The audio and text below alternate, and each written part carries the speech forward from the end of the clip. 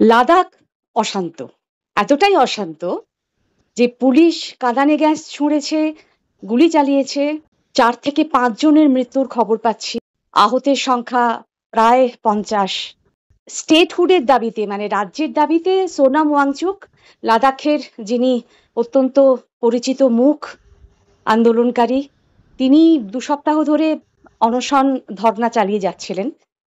আচমকাই বুধবার যে এরকম একটা প্লেয়ার আপ করবে, হাজার হাজার তরুণ রাস্তায় বেরিয়ে আসবেন এবং এইরকম ভাবে ভাঙচুর হবে, বিজেপির পার্টি অফিসে আগুন ধরানো হয়েছে এবং তারা চাইছেন স্টেটহুড এবং 6th শিডিউল, 6ষ্ঠ তফসিলের অন্তর্ভুক্ত করা হোক লাদাখকে। এই দাবিটা তাদের অনেক দিন ধরেই, যবে থেকে 370 ধারা বিলোপ হলো 2019 সালে আগস্টে এবং তারপরে ভেঙে দেওয়া হলো জম্মু কাশ্মীরের রাজ্যকে এবং ভাগ করে দেওয়া হলো ইউনিয়ন টেরিটরি হিসেবে। তাদের কোনো বিধানসভা নেই, তো ফলে ক্ষোভটা তো অনেকদিন ধরেই দানা বাঁধছে। লাদাখের এই পরিস্থিতি নিয়ে আপনার কি মত? দেখুন, আপনি যদি 370 যেদিন থেকে বাতিল হলো বা বিজেপি ক্ষমতায় আসার পর তাদের এই যে প্রধানমন্ত্রীর বিভিন্ন বিভেদমূলক বক্তৃতা, এসব শুনে আমি বলেছিলাম যে বিজেপি দেশটাকে টুকরো টুকরো করতে চায়। এটা আবেগের কথা ছিল না, বাস্তব পরিস্থিতি। ভারতবর্ষের যে বৈচিত্র্য, সেই বৈচিত্র্যের মধ্যে ঐক্য টিকে ছিল বিভিন্ন জনগোষ্ঠীর, বিভিন্ন এলাকার তাদের নিজস্ব যে কৃষ্টি, নিজস্ব যে কালচার, বৈশিষ্ট্য, তাকে সম্মান জানিয়ে। বিজেপি এসে সেটাকে ভেঙে দিয়ে ক্ষমতা আছে সবাইকে জোর করে আমি আমার মতবাদ হিন্দুত্ব চাপিয়ে দেব, এই প্রকল্প চালু করা থেকেই 370 বাতিল করা। 370 তৈরির যে ইতিহাস, এই ইতিহাস যদি মাথায় থেকে থাকে তাহলে বাতিল করার কোনো প্রয়োজন ছিল না। কাশ্মীর জনগণ তারা নিজেরাই ধীরে ধীরে ভারতবর্ষের প্রত্যেকটা সংবিধানকে মেনে নিচ্ছিলেন, যদি আপনি ইতিহাসটা দেখেন। জোর করে চাপাতে গিয়ে কি হলো, লাদাখকে জম্মু কাশ্মীর থেকে বিচ্ছিন্ন করে তাকে ইউনিয়ন টেরিটরি করে দেওয়া হলো। উদ্দেশ্য ছিল কি? উদ্দেশ্য ছিল যে লাদাখে এবং জম্মু কাশ্মীরের বাইরের ব্যবসায়ীরা, বিশেষ করে মারোয়ারিরা, আদানি, আম্বানি, এই জাতীয় লোকেরা ব্যবসা করতে পারবেন, তাদের প্রাকৃতিক যে পরিবেশ সেটাকে তারা তাদের বাণিজ্যিক স্বার্থে ব্যবহার করতে শুরু করবেন। সেদিন থেকে লাদাখে কিন্তু ক্ষোভটা তৈরি হয়েছে। এই যে বলছেন না, তারা যে স্পেশাল স্টেটাস চাইছেন ট্রাইবাল স্টেটে, তাদের নিজস্ব কালচার, নিজস্ব ভাষা ইত্যাদিকে টিকিয়ে রাখার জন্য। এবং এই পরিবেশ নষ্ট হচ্ছে দেখে সোনাম ওয়াংচুক তিনিও কিন্তু বহুবার আন্দোলন করেছেন। বিজেপি সেটা অগ্রাহ্য করেছে। এখনো দেখছেন না, জম্মু কাশ্মীরে যদিও নির্বাচিত একটি সরকার বলা হচ্ছে, কিন্তু সরকার তো মিউনিসিপ্যালিটির থেকেও কম তার ক্ষমতা। একেবারেই সেখানকার নির্বাচিত প্রধান তিনি শহীদ বেদিতে গিয়ে মাল্যদান করতে পারেন না, তাকে আটকে দেওয়া হয়। লেফটেন্যান্ট গভর্নরের এত ক্ষমতা। সুতরাং এই যে বৈশিষ্ট্যের ভিত্তিতে বৈচিত্র্যের মধ্যে ঐক্যের যে চিন্তা, যে দর্শন, সেটাকে বিজেপি নষ্ট করছে এবং তার অব্যর্থ পরিণতি এটা। খুব বিস্মিত হবেন না আগামী দিনে যদি লাদাখ হাতছাড়া হয়ে যায়। লাদাখের যদি ভৌগোলিক সীমানা দেখেন, লাদাখের গায়ে চীন। আজকে লাদাখে যেটা হয়েছে সেটা সম্পূর্ণভাবে বিজেপি স্বৈরাচারী শাসনের প্রতিবাদে এই বিক্ষোভ, এবং এই বিক্ষোভ যদি অবিলম্বে তাদের দাবি মেনে না নেওয়া হয়, আগামী দিনে বিচ্ছিন্নতার দিকে চলে যাবে। এখানে আমি যেটা বিশেষভাবে বলবো সেটা হচ্ছে সোনাম ওয়াংচুক কিন্তু বরাবর অহিংসভাবে তার আন্দোলন চালিয়েছেন। তিনি অনশন করেছেন, ধর্নায় বসেছেন, কিন্তু এই যে বুধবারের যে ঘটনা ঘটে গেল পরপর, তাতে এটা কেউই ভাবতেই পারেনি যে এরকম ধরনের একটা হিংস্র হয়ে উঠবে জনতা, লাদাখের জনতা। ভাবতে পারবে না কেন? আমাকে যখন ওয়াংচু শান্তিপূর্ণভাবে আন্দোলন করার ফলেও কেন্দ্রীয় সরকারের হেলদোল নেই, তার সঙ্গে পর্যন্ত একটা বাক্যালাপের সুযোগও করছেন না 15 দিন ধরে, যে মানুষটা লাদাখের অত্যন্ত সম্মানীয় একজন রাজনৈতিক সামাজিক ব্যক্তিত্ব, 15 দিন ধরে তিনি অনশন করছেন। একবারও দেখেছেন ভারতবর্ষের প্রধানমন্ত্রী বা রাষ্ট্রমন্ত্রী, স্বরাষ্ট্রমন্ত্রী গিয়ে তার সঙ্গে কথা বলেছেন? বিক্ষুব্ধ হয় কখন? যখন তারা দেখেন যে শান্তিপূর্ণ পদ্ধতিতে কোনো কাজ হচ্ছে না, অতএব তাহলে অশান্তির পথ না। ঠিক, এবং 2 জন অনশনকারী অসুস্থ হয়ে হাসপাতালে গেছেন, এটাও একটা বিক্ষোভের কারণ। অবভিয়াসলি, এটা তো হবেই।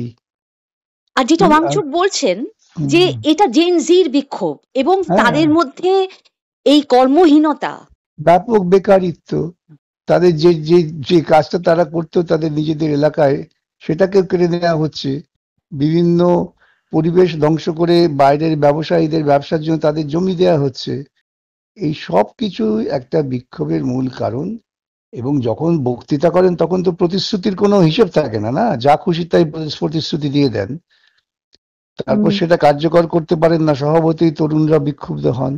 আজকে লাদাখে ইতিপূর্বে কখনো আপনারা কোনো অশান্তির কথা শুনেছেন? আমি তো অন্তত আমার রাজনৈতিক জীবনে শুনিনি না এইরকম অশান্তি। এবং বিশেষ করে লে তো হচ্ছে বৌদ্ধ প্রধান একটা এলাকা, আর এদিকে কার্গিল হচ্ছে মুসলিম প্রধান এলাকা, এবং এই দাবিতে কিন্তু দুটো এলাকার মানুষই একজোট হয়েছে, ঐক্যবদ্ধ। কেন তাদের এলাকার যে বৈশিষ্ট্য, এই যে এলাকার প্রাকৃতিক ভারসাম্য নষ্ট করে দেওয়ার পরিকল্পনা চালাচ্ছেন তো বিজেপি সরকার। এইসব কারণেই মানুষ বিক্ষুব্ধ, এবং বিক্ষোভকে কিন্তু ভয় দেখিয়ে অস্ত্র দিয়ে দমন করা যাবে না। ঠিকই, মানে বিজেপির পার্টি অফিসে আগুন ধরানোর পেছনে কি কারণ এটা তো বুঝতে খুব অসুবিধা হয় না। কিন্তু এর আগে যে আলোচনা হয়েছিল সম্ভবত গত মার্চে, কেন্দ্রীয় স্বরাষ্ট্রমন্ত্রী অমিত শাহ তাদের এই দাবি কিন্তু খারিজ করে দিয়েছিলেন। আবার কি বুঝছেন, তাদের সঙ্গে কথা বলে সহানুভূতির সঙ্গে তাদের অনুভূতিটাকে বোঝবার চেষ্টা হয়নি। কি হলো মণিপুরে আউটদূর যাবেন কেন? মণিপুর কবে থেকে জ্বলছে? 2 বছরের বেশি। প্রধানমন্ত্রী সেখানে গিয়ে আগুনে ঘি ঢেলে এলেন। তো সেই রকমই লাদাখে যে এইরকম অশান্ত, এবং লাদাখ কিন্তু জিওপলিটিক্যালি অত্যন্ত সেন্সিটিভ একটা জায়গা, সেন্সিটিভ জায়গা, আমি তো বলছি আপনাকে। সেখানে আমরা ডোকলামের পরিস্থিতি দেখেছি 2020-তে। তারপর যখন লাদাখে এরকম অশান্তি হয় এবং সেখানকার তরুণ প্রজন্ম যখন এতটা ক্ষিপ্ত হয়ে ওঠে, সরকারের কিন্তু তখন প্রমাদ গোনা উচিত, সরকারের কিন্তু তখন অনেক বেশি সতর্ক হওয়া উচিত। ये रास्ता मेरा दिखाया हुआ नहीं है, ये उनके बड़ास का एक परिणाम है, मगर ये बड़ास निकालने का समय नहीं है। शांति से ठंडे दिमाग से सरकार के साथ वार्तालाप करने का समय है। আপনি যা বলছেন সেটা একটা বোধ বুদ্ধি সম্পন্ন সরকার থাকতে সতর্ক হবে। এরা তো মনে করছে আমরা ঠান্ডা করে দেবো ডান্ডা দিয়ে, মিলিটারি নামিয়ে দেবো। ওরা তো মনে করছেন যে সবটাই গুজরাট উত্তরপ্রদেশ। সেই দৃষ্টিকোণ থেকে যারা দেশ শাসন করেন আর তারা সব জায়গায় হিন্দুবাদ ঢোকাবার চেষ্টা করছেন। ওইখানকার মানুষের নিজস্ব ধর্মীয় একটা চেতনা আছে ভিন্ন স্তরের, তো সেখানে যদি তুমি জোর করে চাপাতে যাও তো এটা তো হবেই। এবং যথারীতি এবার দায়ী করা হচ্ছে এই পুরো বিক্ষোভের জন্য কংগ্রেসের স্থানীয় একজন কাউন্সিলরকে। গোটা ভারতবর্ষে ওর ব্যর্থতার জন্য দায়ী করা হয় পণ্ডিত জওহরলাল নেহরুকে।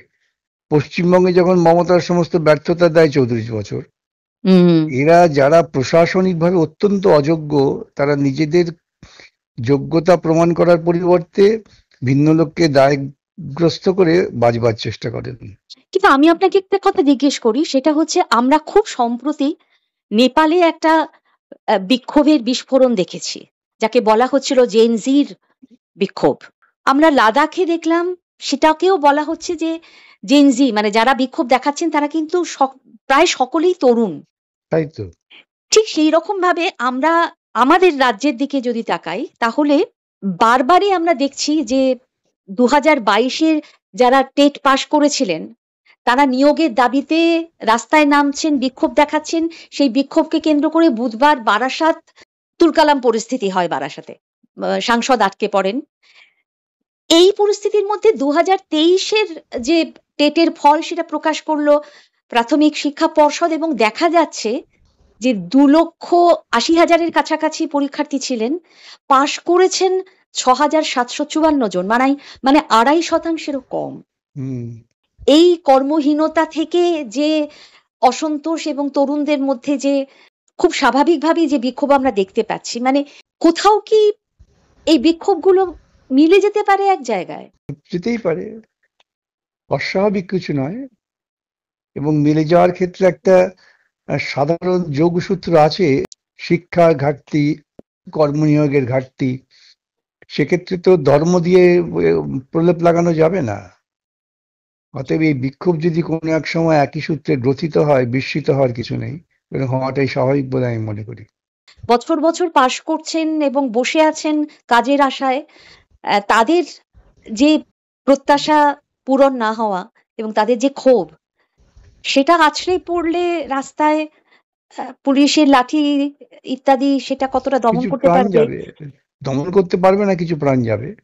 মানে আমাদের অদ্ভুত লাগে ভাবতে আর কি, যে যখন এরকম একটা পরিস্থিতি, যখন বৃষ্টির জমা জলে বিদ্যুৎস্পৃষ্ট হয়ে একের পর এক আমাদের সহনাগরিক মারা যাচ্ছেন, কলকাতা শহরের বুকে অন্তত 10 জন মারা গেছেন, সেই সময়ে দায়ে ঠেলাঠেলি চলছে।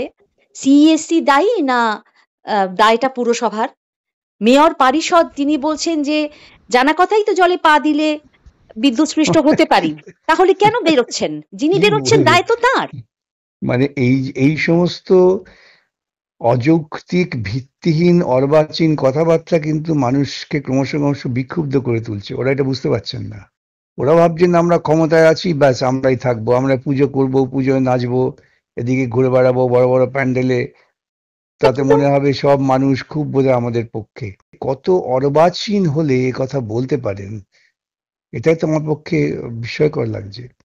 তার আগে মেয়র নিজে বলেছিলেন যে আমি অনুরোধ করব আপনারা বেরোবেন না বাড়ি থেকে, কারণ জলে তো এরকম ঘটছে ঘটনা। তার মানে কি তারা কি জানেন না যে রুটি রুজির জন্য মানুষকে রাস্তায় বেরোতে হয়? মানে এই বিলাসিতা করার মতো মানুষ কতজন যারা বাড়িতে বসে থাকতে পারবেন, তাদের না, ওরা কোনো জানেন, সমস্যা ওরা হবে ওদের না? ওদের দলের লোকের কর্মীরা তারা কাটমানি খেয়ে বসে থাকবে।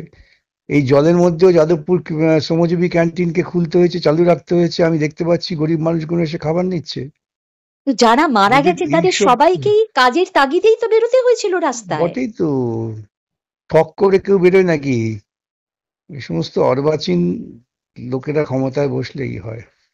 আর উল্টো দিকে আমাদের যিনি বিরোধী দলনেতা, তিনি বলছেন যে আসলে পিতৃপক্ষে ঘোর অমাবস্যার মধ্যে আমি বলছি তো, মানে দুর্গাপুজোর উদ্বোধন হয়েছে, তো এই দেবী যে কুপিত হয়েছেন, এই এই জন্য যে, নাকি এই ধরনের ঘটনা ঘটছে। হ্যাঁ বলবেন না, ওই যেমন মুখ্যমন্ত্রী বলেছিলেন অভিজিৎ গাঙ্গুলি অসুস্থ হয়েছে, তার কারণ হচ্ছে যে এই চাকরি প্রার্থীদের অভিশাপ তার গায়ে লেগেছে। একই দর্শনটাকে তো তারা লালন পালন করার চেষ্টা করছেন না বিভিন্ন কৌশলে। মানুষের মূল সমস্যা সমাধানের পথ দেখাবার পরিবর্তে মানুষকে অন্ধকারে গুলিয়ে দাও। সে শাসক দলের নেতা হোক আর বিরোধী দলের নেতা হোক, তারা একই দর্শন, একই চিন্তা ভাবনা থেকে এই সমস্ত অবান্তর কথা বলছেন। ঠিকই, কিন্তু এই কর্মহীন যে একটা বিরাট হ্যাঁ, এরা অংশের তরুণ, এই তরুণ যখন রাস্তায় নেমে যাবে তখন কেউ ঠেকাতে পারবে না। তখন আর বিকাশ ভট্টাচার্যকে দায়ী করে ঠেকানো যাবে না। সেটা শাসক কবে বুঝবেন বা কবে উপলব্ধি করবেন জানি না। বোধ বুদ্ধি থাকলে এই 10 জন মারা গেছেন, মুখ্যমন্ত্রীর মাথা নিচু করে জনগণের কাছে ক্ষমা চাওয়া উচিত ছিল যে আমরা পরিষেবার ক্ষেত্রে ব্যর্থ হয়েছি, আগামী দিনে আমরা নিজেদের সংশোধন করে নেব। না না, তিনি সেটা তো সিইএসসি কে দায়ী করছেন। বলছি, সেটা না করে তিনি কার ঘাড়ে দায় চাপাবেন সেটা খুঁজছে। বিদ্যুতের জন্য 8-9 জন মারা গেছে। আমি সকালবেলায় সঞ্জীব গোয়েঙ্কার সাথেও কথা বলেছি এবং তাদেরও বলেছি যে আপনাদের যেখানে যেখানে যা তার পড়ে আছে, এটা আমরা দেখি না, এটা রাজ্য সরকারের হাতে নয়, এটা প্রাইভেট সেক্টর। আমাদের সময় নয়, এটা বামফ্রন্ট আমলের সময় থেকে ওরা পেয়েছিল। সেই বিদ্যুতের তারগুলো ঠিকমতো যত্ন করুন। উনি তো আরো মারাত্মক কথা বলছেন, ভাগ্যিস বলে ফেলেননি যে এই মেঘগুলো ঝাড়খণ্ডের মেঘ, আমার মেঘ নয়, অথবা আমি না, কিন্তু এই যত জল জমছে সবকিছুই বাইরের জন্য হচ্ছে, মানে উত্তরাখণ্ড থেকে জল আসছে, উত্তরপ্রদেশ থেকে জল আসছে। যে এই যে মেঘের বৃষ্টি হয়েছে, মেঘ তো আমার নয়, এই মেঘ তো এসছে উত্তরাখণ্ড থেকে। এইটা শোনা বাকি আছে আমার। ফরাক্কা ব্যারেজকে অনুরোধ করব যে আপনারা চেষ্টা করুন ড্রেজিং করবার, যাতে জলটা বিহারেও, বন্যা হলে জল বেশি আসলে বিহারেও বন্যা হয়, বাংলাতেও হয়। ফরাক্কার জন্য বিহারও যেমন সাফার করে, বাংলাও সাফার করে। এবার উত্তরপ্রদেশ থেকে শুরু করে, দেরাদুন থেকে শুরু করে, উত্তরাখণ্ড থেকে শুরু করে, বৈষ্ণুমাতার ওখান থেকে শুরু করে চারিদিক দিয়ে জল এসে পুরো বাংলাটা নৌকার মতো, নৌকার মধ্যে এসে ঢুকেছে। আমেরিকার রাষ্ট্রপতি যদি রাষ্ট্রসংঘের মঞ্চে দাঁড়িয়ে বলতে পারেন যে বাতাসের যে দূষণ, আসলে সেগুলো আমেরিকার বাতাস ভালো, কিন্তু চীন থেকে একই বাতাস এসে দূষিত করে একই দিচ্ছে। একই স্কুলের এরা তো, এদের চিন্তা চেতনা একই রকম। We have a border strong, and we have a shape, and that shape doesn't just go straight up. That shape is amorphous when it comes to the atmosphere. And if we had the most clean air, and I think we do, we have very clean air. We have the cleanest air we've had in many, many years. But the problem is that other countries, like China, which has air that's a little bit rough, it blows. আপনাকে অনেক ধন্যবাদ, আপনার অনেক সময় নিলাম। ভালো থাকবেন। ভালো থাকবেন, নমস্কার। নমস্কার।